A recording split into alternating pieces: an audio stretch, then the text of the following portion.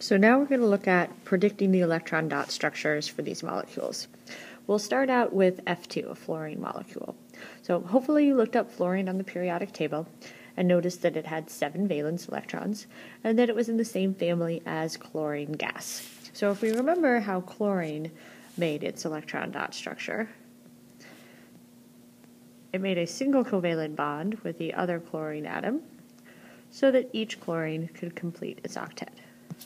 All right, so now we're going to look at fluorine, and we'll find that it does the same.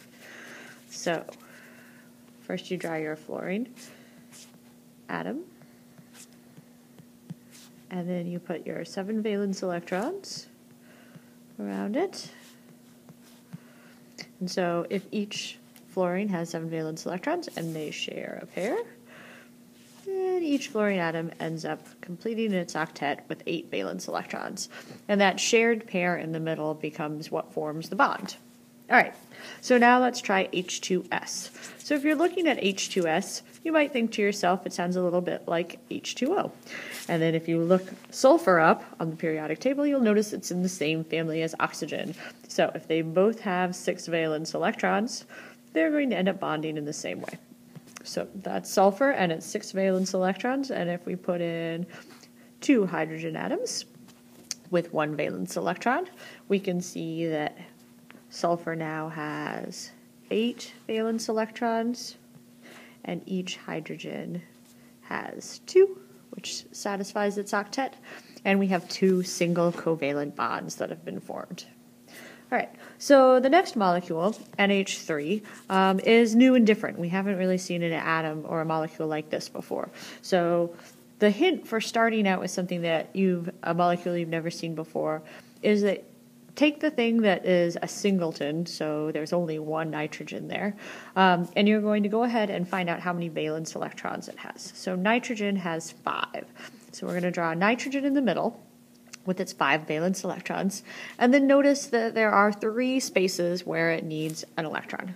So luckily we have 3 hydrogens, so we can add those 3 hydrogens in here with their valence electrons, and that's going to complete the octet on nitrogen.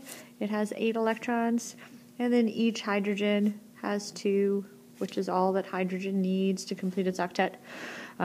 And we have 3 single covalent bonds made on this molecule.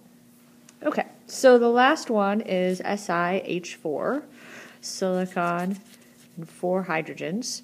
And this one you might notice does look like another molecule we've already looked at. CH4, which is methane, silicon and carbon are in the same family, so they're going to bond the same way.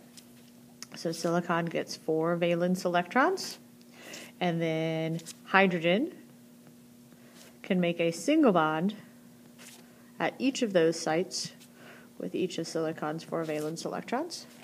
And now we can look, silicon has 8 valence electrons, and each hydrogen has 2. And so that means that there have been 4 single bonds that have been formed to make this molecule. All right. So at this point, you want to practice predicting molecular structures more. So there is a sheet of problems to work on with molecules to predict their electron dot structures on. So that's the next step. Good luck.